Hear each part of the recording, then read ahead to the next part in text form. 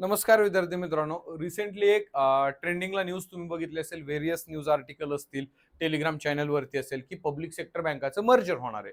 12 वरून संख्या 4 ते 5 वर आणली जाणार आहे, अशा न्यूज तुम्ही बघितल्या असतील. मग आजच्या ह्या व्हिडिओमध्ये आपण तेच ही न्यूज काय खरी आहे की नाही, नेमकं काय न्यूज आहे व जर न्यूज खरी असली तर त्याचा आपल्या येणाऱ्या वॅकन्सीजवर, अपकमिंग वॅकन्सीजवर इम्पॅक्ट पडेल का, ह्या सगळ्या गोष्टी बघणार आहे.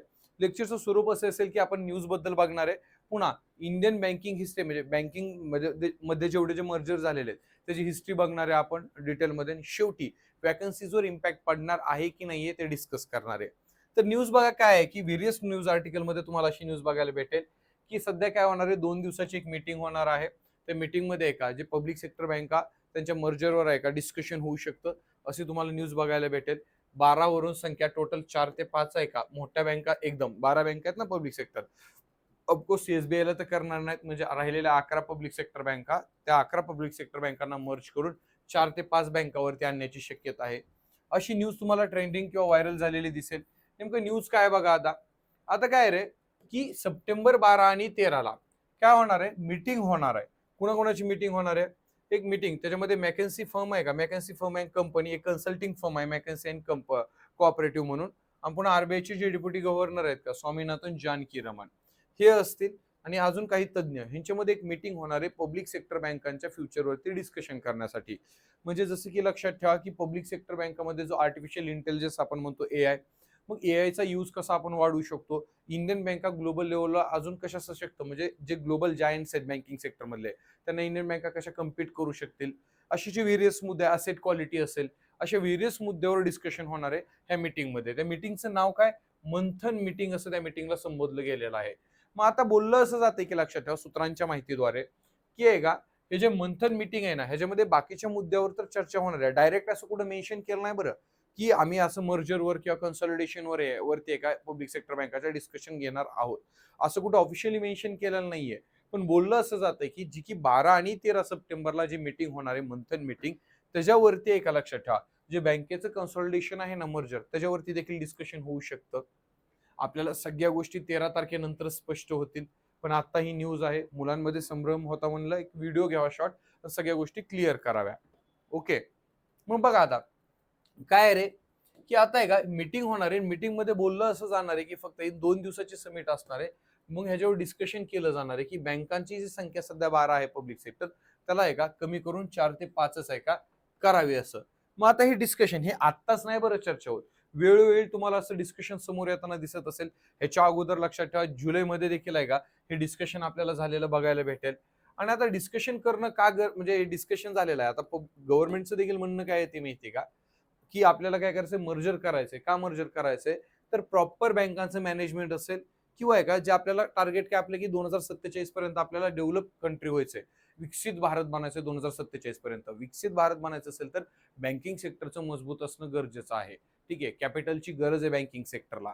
मग कॅपिटलची गरज आहे म्हणल्यावर काय करावं लागेल, ज्या छोट्या छोट्या बँका आहेत ना त्यांना मर्ज करून 4 ते 5 मोठ्या बँका ठेवायच्या. त्यासोबत त्यांची एफडीआय लिमिट असेल, फॉरेन डायरेक्ट इन्व्हेस्टमेंट लिमिट असेल, ते वाढवायचं देखील गव्हर्नमेंटचा प्लॅन चालू आहे सध्या. सध्या बँकेचा विचार करायला गेला तर 74% फॉरेन डायरेक्ट इन्व्हेस्टमेंट लिमिट आहे बँकामध्ये. मग ह्याचा आकडा वाढवायचा देखील प्लॅन आहे.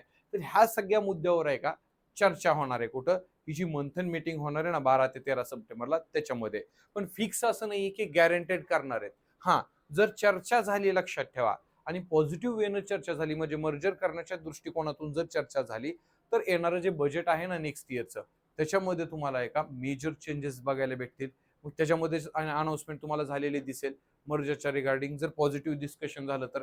पण बघूया आपण नेमकं काय होते. 13 तारखेला मी ह्याच्या पुढील तुम्हाला अपडेट देईलच, काय नेमकं रिगार्डिंग आहे का डिसिजन घेण्यात आलेला आहे मीटिंगमध्ये किंवा काय झालेलं आहे ते. आता ही जी मीटिंग खूप इम्पॉर्टंट आहे बरं, ही फ्युचर डिसाईड करणार आहे बँकिंग सेक्टरचं, म्हणजे बँकिंग सेक्टरचा पाथवे पुढे काय असेल हे डिसाईड करेल ह्या मीटिंग. तर मीटिंगवर आपण लक्ष ठेवूयाच. ओके. आणि आता ही पूर्ण अशी न्यूज होती, कन्फर्म नाहीये की होणारच आहे, फक्त न्यूज समोर आलेली आहे. ते पण गव्हर्नमेंटनं किंवा आहे का असं कोणी मिनिस्टर ऑफ फायनान्सनं ऑफिशियली अनाऊन्स केलेलं नाहीये, सूत्रांनी दिलेल्या माहितीनुसार लक्षात ठेवा ही गोष्ट समोर आलेली आहे. ओके. चला, ही न्यूज होती. आता ह्याचा वॅकन्सीवर इम्पॅक्ट काय पडेल का सर, तर ते पण आपण पुढे डिस्कस करूया. त्याच्या अगोदर आपण आहे का काय करणार आहे, जराशी आहे का history of banking merger in India बघूया. की भारतामध्ये आतापर्यंत कुठल्या कुठल्या बँका होत्या आणि कुठल्या कुठल्या मर्ज केलेल्या आहेत ते जरासं बघूया, कारण हे इम्पॉर्टंट आहे. मर्जरची चर्चा चालू आहे म्हणल्यावर तुम्हाला माहित पाहिजे कुठल्या बँका मर्ज झालेल्या आहेत आतापर्यंत. म्हणून history of banking merger in India बघूया. बघा आता सगळ्यात माहिती आहे फर्स्ट नोटेबल मर्जर कधी झालं 1921 ला. कारण 1921 साली काय झालं तर 3 प्रेसिडेन्सी बँका होत्या, bank of Bengal, bank of Bombay आणि बँक ऑफ मद्रास. या तिन्हीला मर्ज केलं. म्हणजे ही जी बँक ऑफ मद्रास आहे का, बँक ऑफ मद्रास आणि bank of Bombay, bank of बॉम्बेची स्थापना कधी झाली रे? बँक ऑफ बॉम्बेची स्थापना झाली 1840 ला. बँक ऑफ मद्रासची स्थापना झाली 1843 ला. आणि बँक ऑफ बेंगाल ह्याची स्थापना झाली 1806 ला स्थापना झाली ह्याची, बरोबर. पुन्हा 1800 पहिले बँक ऑफ कलकत्ता नाव होतं, 1809 ला नाव चेंज करून बँक ऑफ बेंगाल हे ठेवण्यात आलं होतं नाव. ह्या तीन बँका आहेत ना, आता ही 3 प्रेसिडेन्सी बँका होत्या, त्यातली बँक ऑफ बॉम्बे आणि बँक ऑफ मद्रासला 1921 ला मर्ज केलं बँक ऑफ बेंगालमध्ये. ह्या बँक ऑफ बेंगालचं नाव चेंज करून काय ठेवण्यात आलं? Imperial bank of India. काय ठेवण्यात आलं रे? Imperial bank of India. आणि जी इम्पेरियल बँक ऑफ इंडिया होती ना, ती आपल्या देशाची सेंट्रल बँक होती. कधीपर्यंत? 1 एप्रिल 1935 पर्यंत, आरबीआयच्या स्थापनेपर्यंत. तर फर्स्ट नोटेबल मर्जर जर हिस्ट्री मधलं बघायला गेलं ना, तर हे नोटेबल मर्जर होतं. पुन्हा त्याच्यानंतर लक्षात ठेवा मर्जर आपल्याला बघायला भेटले एसबीआयच्या ज्या सबसिडीज होत्या का त्यांचं. आता पुन्हा काय झालं लक्षात ठेवा की 1921 ला इम्पेरियल बँक ऑफ इंडिया ही तर स्थापना केली हिची, आणि ही काय झाली देशाची सेंट्रल बँक झाली. पण आफ्टर दी आरबीआय एस्टॅब्लिशमेंट पूर्ण सेंट्रल बँकेचे जे राईट्स आहेत ना ते काढून कुणाकडे देण्यात आले? ते देण्यात आले ह्याच्याकडे, म्हणजे इम्पेरियल बँक ऑफ इंडियाचे राईट्स काढून आरबीआय कडे देण्यात आले. आणि इम्पेरियल बँक ऑफ इंडिया एक नॉर्मल बँक म्हणून काम करू लागली. आणि 1 जुलै 1955 ला काय करण्यात आलं? ह्याच इम्पेरियल बँकेचं आहे का पुन्हा नाव चेंज करून आहे का स्टेट बँक ऑफ इंडिया हे ठेवण्यात आलं. स्टेट बँक ऑफ इंडिया ही एक गोष्ट लक्षात असू द्या. पुन्हा बघा मग स्टेट बँक ऑफ इंडियाच्या सबसिडरीज होत्या, ठीक आहे. स्टेट बँक ऑफ इंडियाच्या त्या सबसिडरीचं मर्जर देखील झालेलं आहे. आणि त्यांचं मर्जर टोटल 8 सबसिडरी होत्या बरं स्टेट बँक ऑफ इंडियाच्या. त्यांचं नॅशनलायझेशन 1959 ला झालं ते आपल्याला माहिती आहे, एसबीआयच्या 8 सबसिडरीचं. पण ह्या ज्या 8 सबसिडरी होत्या ना एसबीआयच्या त्यांचं नॅशनलायझेशन 1959 ला झालं. आणि त्यांचं नंतर 2008 ते 2010 ही 2017 या कालखंडामध्ये एका लक्षात ठेवा जे एसबीआयच्या सबसिडरी होत्या का त्यांना काय करण्यात आलं? पुन्हा एसबीआय मध्ये मर्ज करण्यात आलं. जसं की टोटल 8 सबसिडरी होत्या, त्यातली पहिली स्टेट बँक ऑफ सौराष्ट्र ह्याला 2008 ला आहे का एसबीआय मध्ये मर्ज करण्यात आलं. पुन्हा स्टेट बँक ऑफ इंदोर ह्याला आहे का पुन्हा एसबीआय मध्ये 2010 ला मर्ज करण्यात आलं. आणि राहिलेल्या ज्या आहे का 6 सबसिडरीज होत्या एसबीआयच्या त्यांना देखील पुन्हा 2017 मध्ये काय करण्यात आलं? एसबीआय मध्येच आहे का मर्ज करण्यात आलं. येते लक्षात? मर्ज करण्यात आलं. पुढे बघा आता त्याच्यानंतर. आणि त्यासोबत एसबीआयची एक भारतीय महिला बँकेला देखील आहे का 2017 ला एसबीआय मध्येच आहे का मर्ज करण्यात आलं.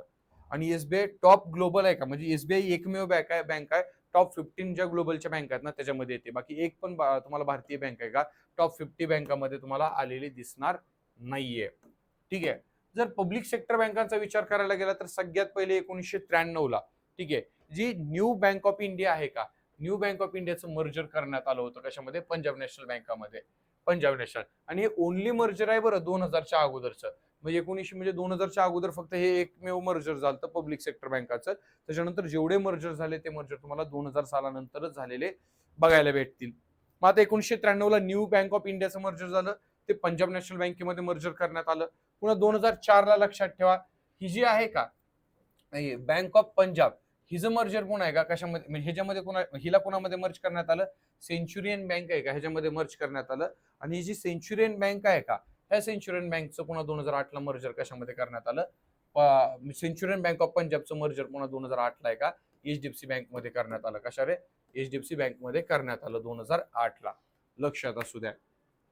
पुढे बघा आता त्याच्यानंतर पुन्हा आहे का रिसेंटचा जर विचार करायला गेला आपण रिसेंटचा तर आहे का 2020 मध्ये आपल्याला लास्ट मर्जर झालेला बघायला भेटेल 2020 मध्ये. कारण 2020 मध्ये टोटल पब्लिक सेक्टर बँकांची संख्या किती होती माहिती आहे का? 27 होती. मग 27 वरून ती संख्या कमी करून किती करण्यात आली? 12 करण्यात आली. किती करण्यात आली रे? 12 करण्यात आली. मग आता कुठल्या कुठल्या बँकांना मर्ज करण्यात आलं? जी पंजाब नॅशनल बँक आहे तिला ओरिएंटल बँक ऑफ कॉमर्स आणि युनायटेड बँक ऑफ इंडिया ह्या तिन्हींना मर्ज करण्यात आलं. कॅनरा बँकेमध्ये सिंडिकेट बँकेला मर्ज करण्यात आलं. पुन्हा युनियन बँक ऑफ इंडियामध्ये अलाहाबाद बँक आणि कॉर्पोरेशन बँकला मर्ज करण्यात आलं. आणि इंडियन बँकमध्ये आंध्रा बँकला कॉर्पोरेशन बँकला मर्ज करण्यात आलं. आणि इंडियन बँकमध्ये अलाहाबाद बँकला मर्ज करण्यात आलं. असं हे मर्जर झालं. टोटल जी संख्या आहे का 2020 ला किती रे? 27 वरून कमी करून 12 करण्यात आली. आणि 2020 पासून आहे का 12 पब्लिक सेक्टर बँका आपल्या देशामध्ये कार्यरत होत्या. 12 पब्लिक सेक्टर बँका, म्हणजे 11 नॅशनलाइज बँका आणि एक SBI, अशा टोटल 12 पब्लिक सेक्टर बँका काय होत्या रे, कार्यरत होत्या. हे प्रायव्हेट सेक्टर मधलं मर्जर आहे. हे देखील बघणं तुम्हाला तेवढं इम्पॉर्टंट नाही, पण बघून घ्या फक्त मर्जर. ठीक आहे. तर history of banking merger in India ही होती शॉर्टमध्ये. एक्झामसाठी इम्पॉर्टंट तुम्हाला प्रश्न विचारले जाऊ शकतात अपकमिंग एक्झाम मध्ये, कारण मर्जरची सध्या न्यूज आलेली आहे ना, म्हणून मी हिस्ट्री काढून आणली तुमच्यासाठी. तर हे देखील इम्पॉर्टंट आहे, लक्षात ठेवा. आता प्रश्न येतो लक्षात ठेवा पुढल्या पार्टचा, आपल्या आजच्या लेक्चरच्या.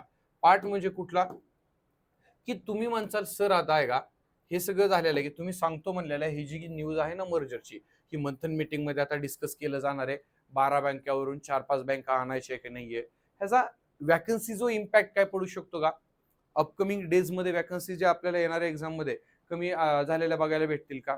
तर माझं वैयक्तिक आणि स्पष्ट मत आहे, लक्षात ठेवा, वॅकन्सीजवर तुम्हाला इम्पॅक्ट होताना दिसणार नाहीये. कारण आपण प्रिव्हियस ट्रेंड बघितला. आता ज्यावेळेस 2020 ला मर्जर झालं, 27 वरून बँकांची संख्या 12 वर आणली होती. हा, सुरुवातीच्या 6 महिन्यामध्ये जरासा तुम्हाला इम्पॅक्ट पडलेला दिसेल, पण नंतर विचार करा, तुम्हाला नंतर वॅकन्सीचा काहीच परिणाम पडला नाहीये.